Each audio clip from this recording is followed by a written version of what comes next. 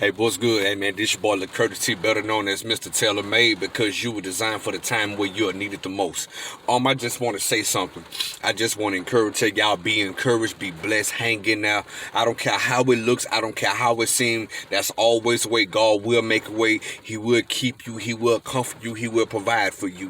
If you're in a bad relationship, He will make a way of an escape. If you do need a job, He will provide you with that job. If you need money, He will provide you with money. I don't care if you home sleeping on the street.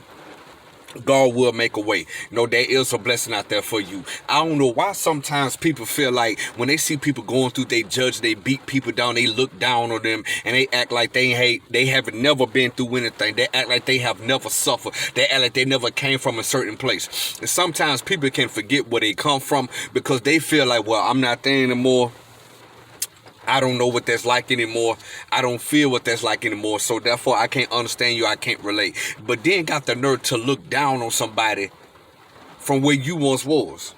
And see, that's the problem, because we don't take time to reflect about when we was once in their shoes. We don't take time to reflect about when we once was in the same place. We don't take time to reflect when we was the ones that was sleeping in the dark, living in an abandoned house. We don't take the time to remember when we was without a job. We don't take the time to remember when we didn't have the money to pay the bills. But when we see somebody in the same situation, like I said before, we act like we don't know. And that's wrong. Sometimes it's good for people to have the grace and to have the attitude and the mercy that they were once given to get out of their situation.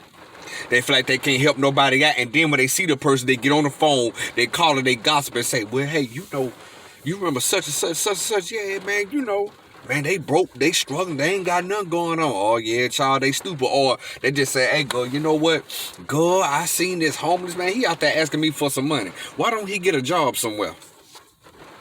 He may not have the credentials like you, or nobody won't give him a chance because he don't look the part. He don't have the conversation or the skills or the ability. That's where you could have came in, because you have the access and you have the things and you have the funds and you have what's feasible to make something happen for somebody else. And see, that's the hurtful thing. That's the hurtful part about it. At the top it off, I like to say, where's the love? Where's the grace? Where's the mercy? If we live in a generation now where people no longer have a heart, they don't care nothing about nobody but themselves. They're selfish, got hidden motives, don't do something unless it benefits them.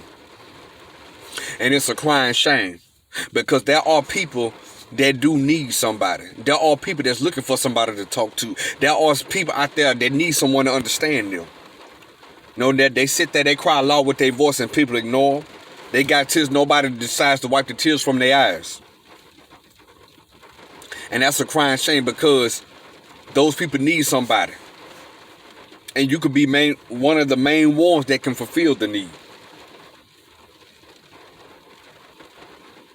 But we just live in a generation where some people, they just don't care.